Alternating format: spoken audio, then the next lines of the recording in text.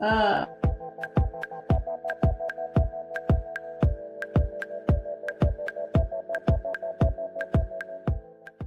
Welcome to Larry the Money Guy, the show where we help federal employees, business owners, and athletes make tax-smart financial decisions, build wealth, and retire with confidence.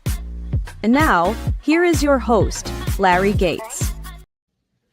Hey, everyone. I want to welcome you this morning to an exciting episode of Larry the Money Guy. Normally, I'm the one who gets to talk about different concepts and things. And today, I have the distinct pleasure of bringing on a good friend of mine and a great business partner, an invaluable asset to us for the last several years as we've worked with federal employees.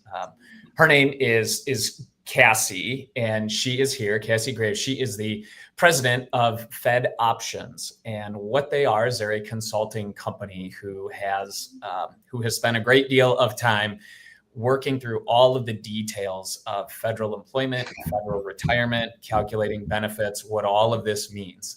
So want to welcome her on here to the video if we can bring her on.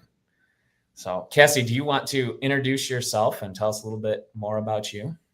Yeah, thanks, Larry, so much for this opportunity. I appreciate the collaboration and the wonderful introduction as well. But so we've been in the, I've been in the insurance industry for, almost 17 years now. And, started out kind of dabbling in the federal benefits, worked directly with a lot of federal and military folks. And, when I finally understood the complexities of their benefits, it was so mind-blowing to me how many federal employees and their spouses really didn't understand the benefits. And so I made it my mission at that time to help federal employees understand all of those different pieces of their benefits and concepts. And now we do that through helping financial professionals and coming alongside of you guys and just making sure that we really do the best job for employees in helping them with their retirement planning. And I love that. I love being able to serve, ultimately the federal employees, but also you guys to where we can really, have a really good synergy helping the employee get what they need to make a solid financial decision with their benefits when it comes to the last chapter of their life. So really do appreciate our partnership and being able to be here today to shine some light on things that employees should be doing or should be looking at with this next season of life. Yeah, absolutely. And so for those of you who either you're a client working with us as a financial planner, investment firm, or if you're looking for a financial planner or somebody who understands the federal benefits, I will be the first to say, I don't have all the answers, right? My specialty is in the financial planning, income, inflation, markets, investments, taxes, that sort of thing. Cassie is my go-to ace up my pocket where it's like, hey, I've got somebody who had 4 years of military time from this time to this time, and then they went part-time and they did this, and then they bought this back in, and then they went into a different level, but then they moved into a different thing. And what is their pension proration going to be? And can they bring all this together? And Cassie incredibly will be like, okay, well, was this service time before 1989, or was this date from here to here? Was this? And she's like, oh, okay, well, here's the answer. So she's been a great resource for us. Just know that if you're ever working with us, she's on the back end. She helps us actually review most of our federal retirement application packets. So before we submit those suckers off to OPM, she's the one who can put a set of eyes on them and say, oh, hey, we missed a checkbox. We want to make sure that we include this. We want to include this. So awesome. Yeah. Well, I really just think that if you're a jack of all trades, you're a master at nothing, right? So I love that we can come alongside each other and really hone in on each other's strengths and be there for the employee, again, to make those sound financial decisions. 100%. Right. So today, right, this is a big day in the world of federal employment. Back in, it seems like back in February, we always kind of joke. Normally we have I don't know, 10 or 15 clients actually retire in a given year, depending. And back in the deferred resignation offers, we found ourselves across the course of like 6 weeks. I think we counted just shy of like 60 financial plans, sort of like, hey, can I afford to accept this offer?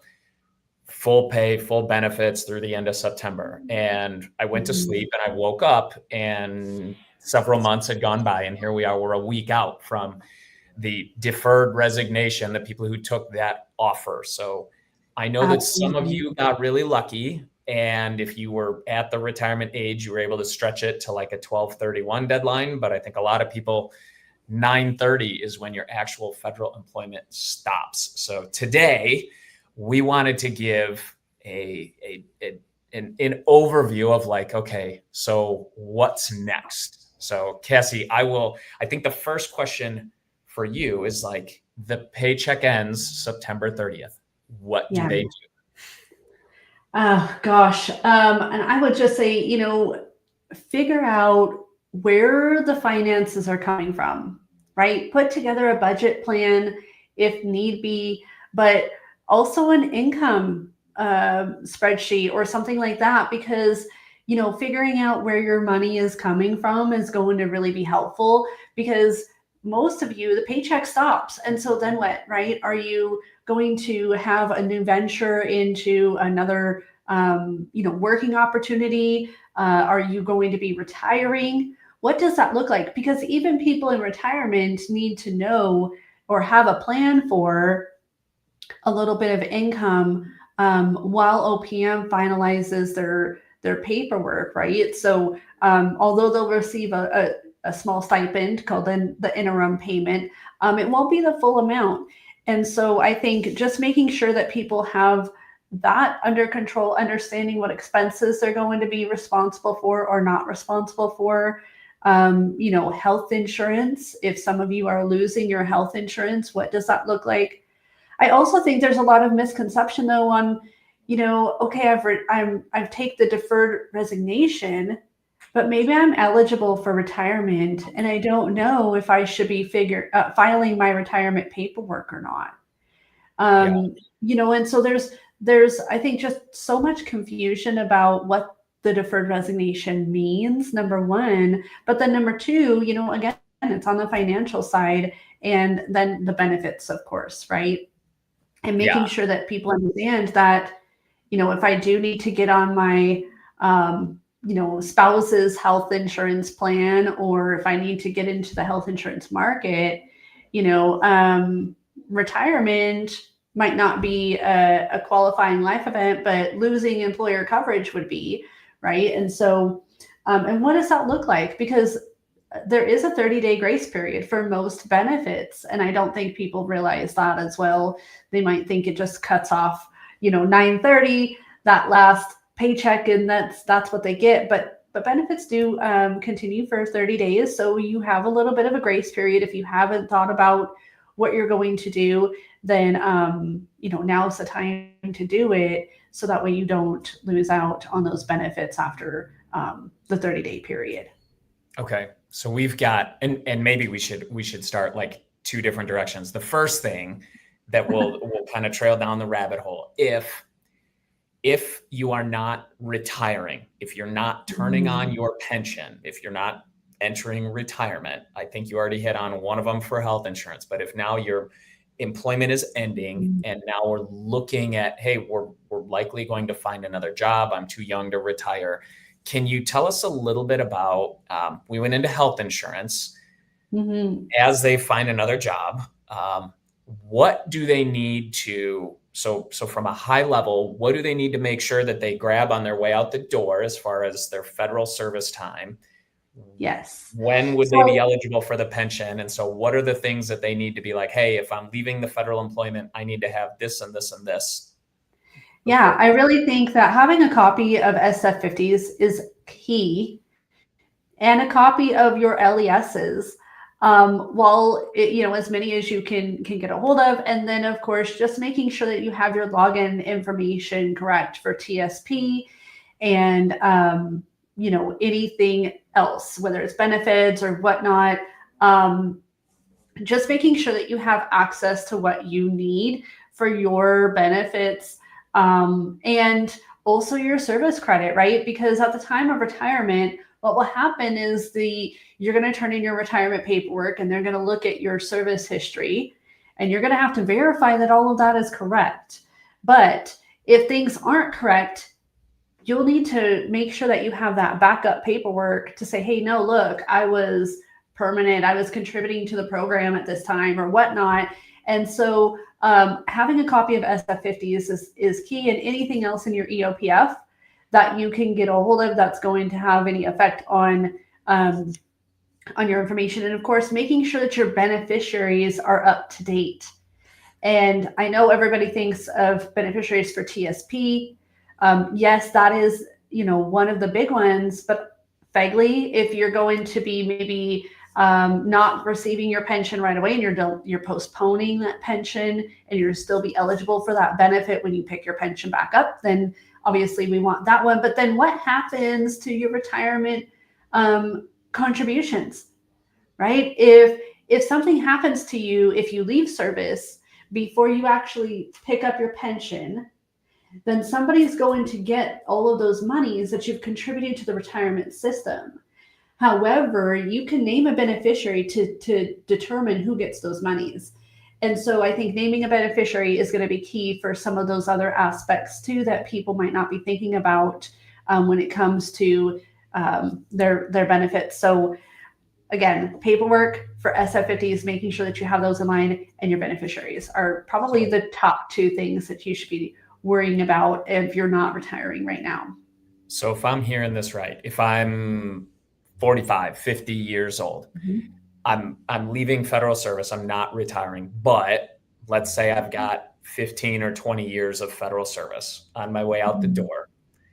The big things would be, number one, make sure that any logins that you have to any of your federal systems, like change your login emails to a personal email, because you're not going to have access to your .gov email anymore. Absolutely. But make sure that you've got your health insurance. You've got a 30-day grace period there. You need to sign up for some sort of health insurance if you don't already have another piece of employment. We need to make sure that we've got beneficiary forms submitted. And there are 3 beneficiary forms, right? One for unpaid time, one for TSP, and one for the FERS pension, or is... Yeah.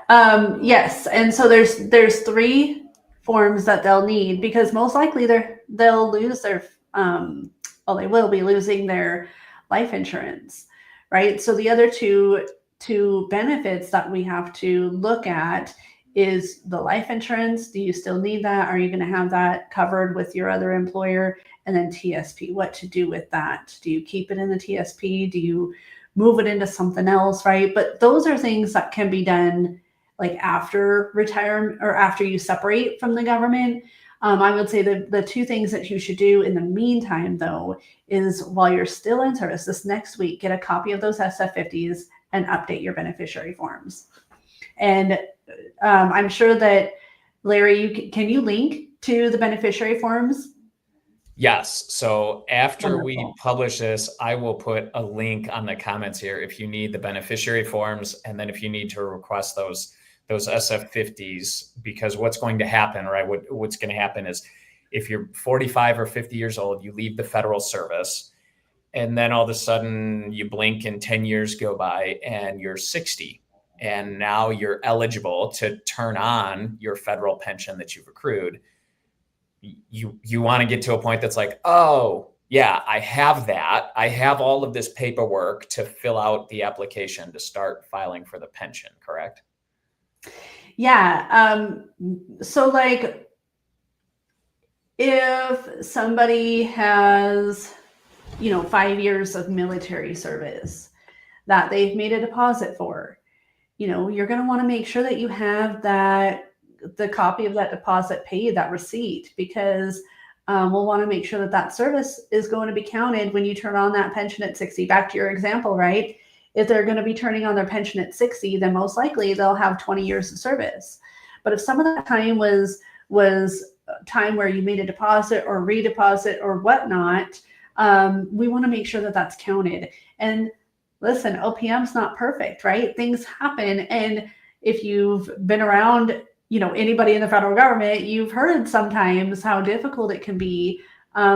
Even getting things figured out while in service. Well, it's even more difficult when you're not in service because you may not have, or you won't have access to those documents, right? So very key to get that information before you separate. Nice. Yeah. And we always talk about, right, orphaned 401k plans, orphaned TSP plans. So federal employees, right? If you're 59 and a half, you can move your money out of TSP, or if you separate from service and you're no longer employed, you can move your money out of TSP. Typically, we generally recommend people move it out of TSP. The good thing about TSP is it's cheap. The bad thing about TSP is that you're limited in your investment options. But there is an important thing, Cassie, and I want you to touch on this because I think this is going to affect a lot of federal employees. If you're leaving service and it looks like you are going to take some time to find a job or you need to pull money out of your TSP, can you do it before 59 and a half? And will you pay the penalty? And what does that look like? Yeah, fabulous question. I know you know the answer to this, but I'll go ahead and elaborate on that. So it depends, right? If you're a special provision employee, you may gain penalty-free access if you leave the government with at least 25 years in a covered position or age 50 with 20 years. And so obviously those are the same retirement rules, so it kind of marries up with that. But if you're a regular federal employee, you can gain access penalty-free to the TSP the year in which you turn 55 or later. And so if you have met that, 55 age or are going to this year, and you need to have some emergency funds or whatnot to get you through a period of time before you start something new or while you're still looking, then you can have penalty-free access to your TSP. The other kicker, though, is if you are under the age 55 this year, then you will have to pay an additional penalty. It's called the early withdrawal penalty. And so above and beyond the normal taxes, which I think is about 10%, you'll also have another 10% penalty on top of that. So, if you're pulling $10,000, you're only going to get $8,000, right? Just using some rough numbers. So you'll need to account for that 20% difference if you are, wanting to net a certain amount of income. And, Larry, obviously you can help with that because there might be other ways where you can get money without utilizing your TSP if you have to pay that extra 10% penalty. And so we want to be very mindful of that. Yeah. And I think that's a great, TSP federal employees. You guys have this special for those of us who work in the private sector, right? There's some special rules that we can use to pull money from an IRA before 59 and a half, but they're kind of complex and I'm not getting there today. Federal employees, there's two types of money that can come out. So after separation from employment from TSP, you can roll your money to an IRA. That's not a taxable event. You can move it to Vanguard or Schwab or Fidelity or whoever you want to manage the money when it's out of there. That there's no penalties, there's no taxes. That's what they call a transfer or rollover. If you need to take money out and put it into your checking account to live, this is a distribution and it's taxable. Federal employees have this additional benefit that if you are between 55 and 59 and a half, after 59 and a half, there's no penalty to pull money out of any retirement account. But right. TSP money, 55 to 59 and a half, you can pull money out of the TSP only without a penalty. So you, in that case, whatever you think you may need to pull out of that TSP from 55 to 59 and a half, leave it in the TSP if you're looking to roll the money out to somewhere else. You gotta keep it in there. So that's an important one. are we missing? We've talked about healthcare. We've talked about the TSP. We've talked about the updated beneficiary forms. We've talked about service credits, that sort of thing. So that's probably covered most of the bases for those who are going to go. Yeah, most of those. I think the only thing we really didn't get into was the life insurance part, which, that can, if somebody's looking at, having the FEGLI as their only source of life insurance, that might be something to think about, because of course, life insurance is always on sale while you're younger, and you'll probably qualify for it. And so we need to look at, if you do need that coverage, what does that look like on the other side? Again, are you going to have employer coverage with wherever you're going, or do you just want to maybe lock in some rates now to where it's really going to be beneficial for you? Because there are so many different types of life insurance and so many different ways to utilize it while you're living rather than waiting until after death. And I think there's just a lot of misconceptions, but of course we could go all day with that concept. But I think that's the other kind of piece, is just to make sure that if you do need that coverage, make sure that that is in place. Yeah. And that goes back to the bigger, and this is advice for everybody, right? This is your free financial advice. Yeah. Have a plan. You should know, like Cassie said, have a budget if you're still looking for work, if something like that is the case, or if you're retiring, which we're going to talk about next, know how much money is going to come in. But a piece of that plan there should be a conversation about life insurance, right? I've got 2 kids under the age of 10. I've got a mortgage. I've got, my wife. So yeah, I've got a fair bit of life insurance, because if God forbid something happens to me, we want to make sure that that's covered. And absolutely, FEGLI is great. FEGLI's cheap while you're employed with the federal government. But if you're moving off of federal service and you still have a need for life insurance, make sure that, like Cassie said, that one kind of gets left behind as I'll take care of that sometime soon category. But as we joke in life insurance world, mortality rates in this country are still right at 100%. So it's not a matter of if you're going to die, but when. Exactly.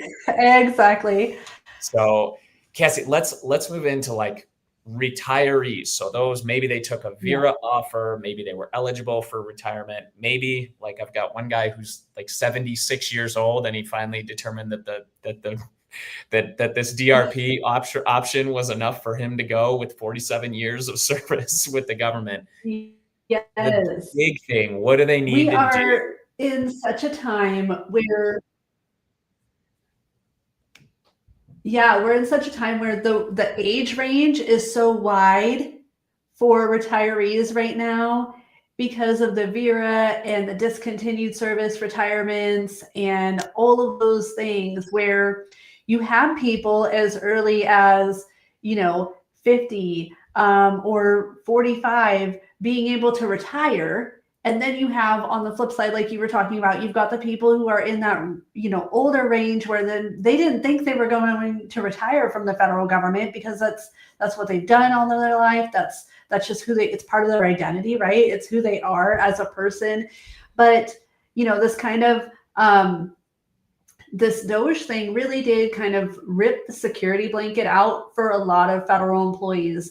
And now they're looking at, okay, am I eligible to retire, and what does this mean if I do?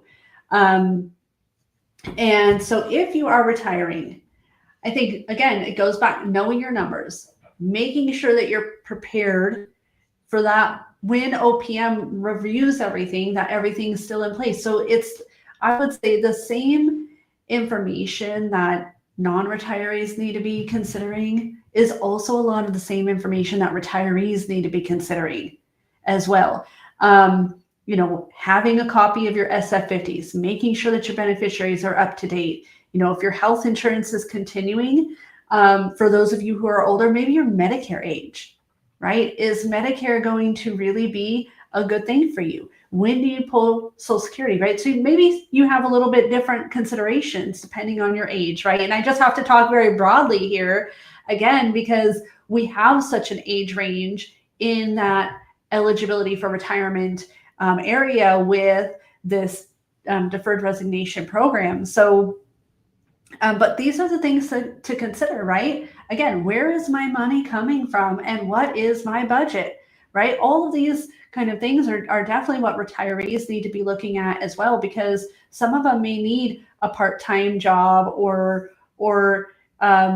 something to keep them busy, right? Because we have people who are like, yeah, I want to retire, but you need something to retire to. And with this Doge thing, you didn't have time to plan on what you're going to retire to, right? You don't have, what am I going to do? What am I going to do to keep myself busy, or emotionally and mentally and intellectually still there, right? And if you're not really sure, it's great to take a little sabbatical for a little while, but we got to have a plan for what we're going to do in retirement. Because your purpose doesn't stop just because you've left the federal government. So just knowing what you're going to do, what it is that you want to do, but again, echoing all of those different pieces that we talked about before. Where is your life insurance? Is keeping FEGLI going to be the best option for you? Obviously health insurance is important, but should you coordinate that with Medicare? Yeah. What does it look like for RMDs if you're going to be retired, if you're on that older scale, and you're subject to those required minimum distributions? If you have outside accounts and TSP is separate and you're just looking at keeping them separate, that might not be the best option for you, right? So we really have to think about a lot of the same kind of concepts and questions for all of these different aspects of our benefits. But then also, if you're retiring, maybe you have a little bit more, right, that you should be looking at. And that's why I think having a benefits analysis really for anybody, retiring or not retiring, but especially if you're looking at retiring, right, then having a benefits analysis, and we can put all of that together where it's, you can get your estimate from OPM or HR or whatever, where it gives you that first full month of retirement, right? But again, if you're retiring, you don't get that full pension out the first month in retirement. You get an interim payment. You get a portion of that, right? Yeah. And we should, that's a great, when you get tactically, like the paychecks stop next week. Mm-hmm. If you're retiring with a 10-1 retirement date, can you talk a little bit about OPM's current processing delays, what that paperwork process, getting the retirement application, if you haven't already submitted the retirement application, what that looks like? But yeah, let's dive into what that interim payment looks and feels like, and the annual leave payout and that sort of thing. Yeah. See, that interim payment can be typically, it's anywhere from 20 to maybe 50% of your estimated pension. Sometimes it's more because things get wrong, right? They include service history or whatever that shouldn't be included, and you owe a deposit, but then they didn't pay it and they calculated it wrong, right? And let me just be clear, OPM are federal employees too. They have the same. They took some headcount reductions. They have the same, everything else that you guys have as well. And so, OPM, I think at the beginning of the year, it was around 3 months for a healthy retirement package, right? And then it skyrocketed because people who were eligible to retire and who didn't want to wait for anything kind of exited at that time. But then people have kind of been trickling out since then. And so has it been higher? Yes. Have I heard good things about the ORA system kind of shortening that? Yes. But then we've reviewed retirement applications where it's, certain things aren't getting answered appropriately. And so can that delay? Absolutely. Especially if you're not submitting certain paperwork that should be submitted with that in that process, right? So divorce decrees are huge. You've got to have your divorce decrees if you have a former spouse that's entitled to any portion of your federal benefits, or who may be entitled to a portion of your federal benefits. You have to determine if you're going to make a service credit deposit or redeposit for any kind of service that is eligible. And what is that difference if you do or don't, right? But I think the main thing, again, is it could take up to 6 months to a year sometimes to finalize that paperwork. So you have to be mindful of that, right? And then again, OPM is going to give you that snapshot of what happens when you start fully getting your retirement or your pension, right? They don't tell you, yeah, but if it takes you 6 months to get your everything adjudicated, you're going to get that back pay, right? So that could be a tax problem if you're looking at 2026. Now I've taken a higher paying job and now I'm going to get this extra money. It could bump you up into a new tax bracket, right? Yeah. So that's number one. We've got to be mindful of our taxes when things are going to happen, making sure that everything's healthy for that retirement to lessen the time it takes to adjudicate that. Number two, the reason why the benefits analysis is so important is it shows you what happens 10, 20, 30 years into retirement for your benefits and all of these other things that you might not realize can eat away at your pension. So if you're like, yeah, my FEGLI is so inexpensive right now, I'm just planning on keeping it because I'm 50 and I'm retiring. Okay, what happens in 10 years? What happens in 15 years, right? Because which box do we check? Exactly. There are irrevocable decisions that you can change during the adjudication process. But when OPM finalizes that paperwork, some of your decisions are set in stone. Yeah.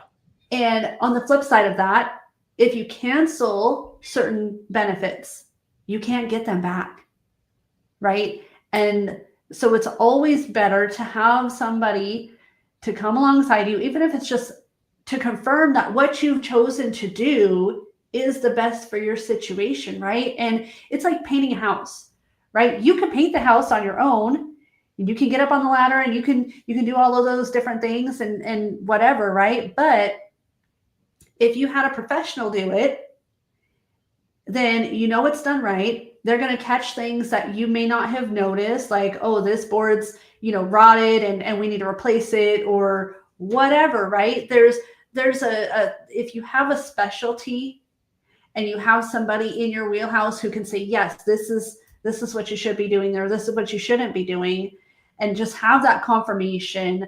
I think for me, that offers a peace of mind that is invaluable. Oh, 100%. To be like, yeah, it's kind of like, we joke, you can fix something on your car, but if you bring it to a mechanic or somebody who really knows what's going on and says, okay, like, yep, this is, you're good to go here. Everything looks good. Tactically speaking, right? So 9:30, the paycheck stops. Yep. How soon afterwards do we expect a payment for our annual leave payout? And when do we expect our first pension check to come? Absolutely. So annual leave payout is going or should be paid out within 30 to 60 days of retirement. I heard sometimes it takes a little bit longer, but generally speaking, it's typically within that 30-day mark because it's either paid out the next pay period. Sometimes it's as early as with your final paycheck, but also it could be afterwards, right? So it's typically done within that 30-day time frame. It depends on your payroll department and how quickly they get all of these things. But here's the kicker. A lot of people decided to separate or retire at that same time, right? So we have to be mindful of the volume of people that are going to be in the same boat as you are, separating or retiring on 9/30. Yeah. Right. And so from that standpoint, I think it's going to be closer to maybe 60 or 90 days for that annually payout realistically, depending on how quickly their payroll departments are processing things, right? And then the first paycheck, well, if you're separating 9/30 or retiring, if you would, 9/30, then your pension begins accruing on 10/1. Most employees begin receiving their interim payments within 30 to 60 days. So it can be as early as 11/1, but it might not be until 12/1 when you start seeing that interim payment. So again, we want to be very mindful of that time frame, because if you're expecting an interim payment, at least 30% or so of your pension, and you don't get it on 11/1, then what? Right. Good news, bad news is that you probably haven't had to take a lot of vacation time in the last 6 months that you've been not working. So you're probably getting a pretty sizable annual leave payout here. The bad news is that due to that partial pension and some 30 to 60 day processing windows, like don't go out and spend that annual leave check right away, because you may want to use it to kind of pad the checkbook here as you roll into the fourth quarter. It says, yep, let's make sure that we've got this in the right place. Absolutely. And I think that's kind of the biggest kicker, right? Is people I don't think understand kind of these processing times. And, I had somebody ask me one time, I was at an FAA Managers Association convention, and I'm sitting with some of the employees there. And one of the guys asked me, says, what is the number one biggest mistake people or federal employees make for retirement? And I said, not planning. Like, honestly, because no plan is a plan. You may not think of it as a plan because obviously you haven't spent the time to make a plan, but it just means you're avoiding what you should be doing, right? And so don't get stuck in the analysis of paralysis, or get paralysis of analysis, right? Where I don't want to do something because I'm afraid of what? Right? Looking at the numbers, because the numbers aren't going to change just because you're scared of them. Right. The car's moving down the road, whether you take the time to look at a map and plan out where you're going or not. That's right. That's right. And if you could take a road that would get you to destination a lot quicker than maybe going around and up and down the mountain, wouldn't you want to know about that sooner rather than later? Right. I've always had people say, I wish I would have known this sooner. Right. Don't be that one to say, oh, I waited too long, right? Because I've never had anybody say I planned too early. Right. Like, man, I got my financial plan together and I really ran my retirement numbers, but I probably did it like 2 years too early. That way, geez, when I went to retire, when this DRP came up, like, yeah, I was just so prepared. I guess that nobody complains about that, right? So don't allow the sooner rather than later, and don't be afraid to be like, oh, well, I waited too late. No, it's never too late either, right? Yeah. In fact, I think the same convention, I had somebody who already retired, and he said, oh, I've already retired. I know what I'm doing and everything else. Well, it goes back to, again, if you had somebody specialist look at that just to confirm that what you're going to do or what you are doing is the right plan, wouldn't you want to know about that? Right? So it never hurts to get a second opinion. And all of those, it's like if you were to go into the doctor and get a diagnosis, right? And they made a plan for you and you're like, yep, now I need chemotherapy and I need all this stuff because the doctor says, no, you're probably looking for a second opinion to confirm that what they said is actually true. Right? Because they're just practicing medicine, right? Like you've got to think about that. So I encourage everybody to just get a second opinion and talk to Larry. Obviously, I love him and appreciate what he does for the federal employees, because I work with people who have the morals and values of the holistic planning approach. Right? We can't just look at one aspect of your benefits and say, yes, this is what you should do. We need to look at the full picture. And I just appreciate that Larry does that for each and every one of his federal employees and says, hey, let's look at all of these different pieces and put it together so we can have a solid foundation so you can live peacefully in retirement. And that is the ultimate goal. Hey, that's a great, a great, thanks. Thanks so much for that. The only other piece before we wrap up here, Yeah. because I've had this from a lot of federal employees that say, hey, I'm retiring at fully eligible, right? 57, 60, 61 years old. The biggest thing, and I was just looking at my notes that we forgot to cover, right?